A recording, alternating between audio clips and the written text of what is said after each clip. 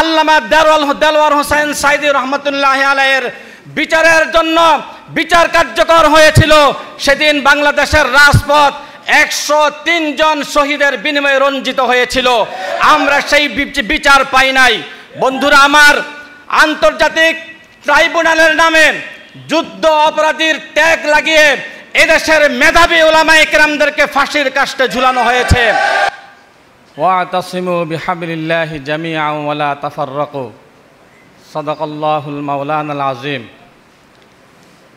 সম্মিলিত ওলামা মাশায়েখ পরিষদ কর্তৃক আয়োজিত আজকের ওলামা মাশায়েখ সম্মেলনের সম্মানিত সভাপতি, উপস্থিত বিজ্ঞ ওলামায়ে কেরাম, আমন্ত্রিত ওলামায়ে কেরাম এবং সুধীজন, আমি সর্বপ্রথম মহান রব্বুল আলামিনের দরবারে শুকরিয়া আদায় করছি যে আল্লাহ তাআলা আমাদেরকে আজকের এই দিনে একটা সুন্দর পরিবেশে বসার তৌফিক দান করেছেন। সেজন্য সকলে শুকরিয়া তান বলি আলহামদুলিল্লাহ। এবং কৃতজ্ঞতা জানাচ্ছি সম্মিলিত ওলামা মাশায়েখ পরিষদের কর্ণধারদেরকে, যারা আজকে আমাদেরকে এমন একটা সুন্দর পরিবেশে বসার জন্য একটা পরিবেশ তৈরি করে দিয়েছেন, উদ্যোগ গ্রহণ করেছেন। তাদেরকে শুকরিয়া জানাচ্ছি এবং আন্তরিক মোবারকবাদ জানাচ্ছি। সম্মানিত উপস্থিতি, আমি দীর্ঘ কথা বলবো না, আমি একটা ছোট্ট কথা দিয়ে আমার কথাকে শুরু করতে চাই। একজন বিজ্ঞ ব্যক্তিকে প্রশ্ন করা হয়েছিল যে লেখনী কলম ধরলে কিভাবে লিখতে হয়, বক্তব্য দিলে কিভাবে বক্তব্য দিতে হয়। তখন তিনি বলেছিলেন, লিখনী যখন তুমি কলম ধরবে, তোমার মন থেকে যে কথাটা আসবে তুমি সেটাই লিখবে, সেটাই তোমার কলমের কালির মাধ্যমে তোমার মনের অভিব্যক্তিকে প্রকাশ করবে। এবং তুমি বক্তব্য দিবে কিভাবে?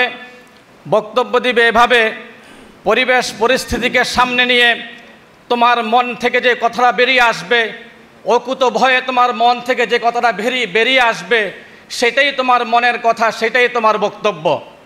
আজকে আমার কথা পরিষ্কার, আজকে আমরা স্বাধীন, আর আমরা পরাধীন নই। আজকে আমরা এক সাগর রক্তের বিনিময়ে দ্বিতীয়বার স্বাধীনতা অর্জন করেছি। এখন বুক ফুলিয়ে কথা বলতে পারি, স্বাধীনতা অর্জন করেছি এ কথা আবার বলতে পারি, বাক স্বাধীনতা ফিরে পেয়েছি। এতদিন আমরা বলেছিলাম আমরা স্বাধীন, আমরা স্বাধীন, আমরা স্বাধীন, কিন্তু আমরা বাস্তবে এতদিন পরাধীন ছিলাম। আমি আমার বুক ফুলিয়ে বলতে পারি আজকে আমরা স্বাধীন। কিভাবে আমি বলবো? আমি দেখেছি বিগত দিনে আমি রাজপথে দাঁড়াতে পারি নাই, আমাকে সেই গুন্ডা বাহিনী আমাকে তাড়িয়েছিল, আমাকে রাজপথে দাঁড়াতে দেয় নাই। কিভাবে আমি স্বাধীন আজকে? আমি দেখেছি আমাদের নেতা বাংলাদেশ খেলাফত মজলিসের কেন্দ্রীয় মহাসচিবের মুক্তির দাবি নিয়ে যখন আমরা রাজপথে নেমেছিলাম, তখন আমাদেরকে রাজপথে দাঁড়াতে দেয় নাই। আমরা গণস্বাক্ষর নেওয়ার জন্য রাজপথে গিয়েছিলাম, আমাদেরকে গণস্বাক্ষর নিতে দেয় নাই। তাই আমি বুঝতে পারি এতদিন আমি পরাধীন ছিলাম, আজকে আমি স্বাধীন। সংগ্রামী বন্ধুরা আমার, আমরা অনেকে মায়া কান্না করি। কিভাবে মায়া কান্না করি? হায়রে আমার বাংলাদেশ, এত সুন্দর বাংলাদেশ, সোনার বাংলাদেশ, স্বাধীন বাংলাদেশের সম্পদগুলা কারা ভেঙ্গে দিল, কারা চুরমাল করলো। এদের মতো খারাপ মানুষ পৃথিবীতে আর নাই।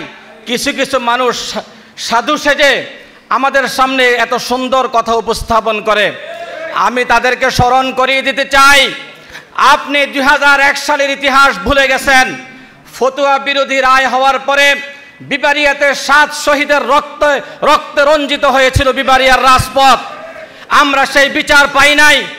আমি তাদেরকে স্মরণ করিয়ে দিতে চাই, 2009 সালে বিডিআর হত্যা করে বাংলাদেশের মেধাবী বিডিআরদেরকে হত্যা করা হয়েছে। আমরা তাদের বিচার পাই নাই। আমরা তাদেরকে স্মরণ করিয়ে দিতে চাই, 2013 সালে শাপলা চত্বরের রাজপথ ওলামায়ে কেরামদের রক্তে রঞ্জিত হয়েছিল। কিভাবে রঞ্জিত হয়েছে?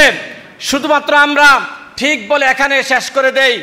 আফসোসের বিষয়, শাহাদাতের রক্ত রঞ্জিত হয়েছে কিভাবে। আমরা ভিডিওতে দেখেছি মানুষ মানুষকে এভাবে পিটাইতে পারে না, একটা কুকুরকে যেভাবে পিটায় ওলামায়ে কেরামদেরকে সেদিন সেভাবে পিটানো হয়েছিল। আমার মনে হয় সেদিন যারা পিটিয়েছিলেন তারা সকলে বাংলাদেশের নাগরিক না। যদি তারা বাংলাদেশের নাগরিক হতেন তাহলে আমার দেশের নাগরিককে তারা এভাবে কুকুরের মতো পিটাতে পারেন না। বন্ধুরা আমার, আমি দেখেছি 2021 সালে মোদি বিরোধী আন্দোলনের সময়, 2021 সালে মূর্তি বিরোধী আন্দোলনের সময় বিবারিয়ার রাজপথ 17 জন শহীদের বিনিময়ে, রক্তের বিনিময়ে রঞ্জিত হয়েছিল। আমি সেই ইতিহাস দেখেছি। বন্ধুরা আমার, আমরা সেই ইতিহাস দেখেছি যেদিন নাকি আল্লামা দেলওয়ার হোসেন সাইদি রহমতুল্লাহ আলাইহির বিচারের জন্য বিচার কার্যকর হয়েছিল, সেদিন বাংলাদেশের রাজপথ 103 জন শহীদের বিনিময়ে রঞ্জিত হয়েছিল। আমরা সেই বিচার পাই নাই। বন্ধুরা আমার, আন্তর্জাতিক ট্রাইব্যুনালের নামে যুদ্ধ অপরাধীর ট্যাগ লাগিয়ে এদেশের মেধাবী ওলামায়ে কেরামদেরকে ফাঁসির কাস্টে ঝুলানো হয়েছে। আমরা সেই বিচার পাই নাই। বন্ধুরা আমার, স্পষ্ট কথা, সবাই জানেন, আমরা দেখেছি একে একে করে আমাদেরকে ভাগ করে করে ধরা হয়েছে। কখন ধরেছে জামায়াতে ইসলামকে, কখন ধরেছে হেফাজতে ইসলামকে, কখন ধরেছে ওলামায়ে কেরামকে, একসাথে আমাদেরকে ধরে নাই। কারণ জানে যদি আমাদেরকে একসাথে ধরা হয় তাহলে আমরা যদি গর্জে উঠি তাহলে তার গতি ঠিক থাকবে না। এজন্য আমাদেরকে ডিভাইডেড করা হয়েছে, আমাদেরকে আলাদা করা হয়েছে, আমাদের মধ্যে ইখতিলাফ সৃষ্টি করা হয়েছে। যে ইখতিলাফের কারণে আমরা একজন আরেকজনের চেহারা দেখতে পারি নাই। কিন্তু আলহামদুলিল্লাহ, আসুম্মা আলহামদুলিল্লাহ, 2024 সালে এসে আমার ছাত্র জনতা এক সাগর রক্তের বিনিময়ে এই বাংলাদেশকে দ্বিতীয়বার স্বাধীন করেছে। স্বাধীন করার কারণে আজকে আমরা উন্মুক্তভাবে স্বাধীনভাবে এখানে বসার সুযোগ পেয়েছি। বন্ধুরা আমার, আজকে আমাদেরকে আপনারা একত্রিত করেছেন, এখানে আহ্বান করেছেন, আপনাদেরকে আন্তরিক ধন্যবাদ জানাই। আমরা দীর্ঘদিন যাবৎ ছাত্র আন্দোলন থেকে শুরু করে ইসলামী আন্দোলনের সাথে সম্পৃক্ত আছি। আমরা অত্যন্ত অনুতপ্ত, আমরা অত্যন্ত আফসোসের সাথে বলতেছি, আমরা কেন ওলামায়ে কেরামরা একসাথে থাকতে পারি না। আমরা সকল মতভেদ ভুলে গিয়ে আমার আব্বাজান রহমতুল্লাহ আলাই শাইখুল হাদিস আল্লামা আশরাফ আলী রহমতুল্লাহ আলাই বলেছিলেন, একলা চলা সহজ, লইয়া চলা বড়ই কঠিন। আব্বার এই বাণীকে আমরা অক্ষরে অক্ষরে মনে রেখেছি।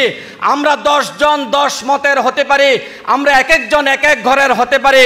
ইসলামের ক্ষেত্রে আমরা সুশীতল ছায়াতলে একসাথে থাকতে চাই। আগামী দিনে কেউ যদি আমাদেরকে আর ডিভাইডেড করতে চায়, আলাদা করতে চায়, আমরা কারো পরলোচনায় আমরা আর আলাদা হব না।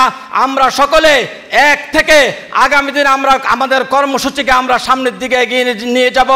আজকে যারা আমাদের এখানে কর্ণধার আছেন, আপনাদের কাছে আমাদের বিনীত নিবেদন, আমাদের কওমি উলামায়ে কেরাম যারা কুমিল্লার মুরব্বী আছেন, এদের কাছে, এদের ঘরে ঘরে, এদের দরজায় দরজায় গিয়ে কড়া নাড়েন, এদেরকে আমাদের সাথে, আপনাদের সাথে একসাথে বসান।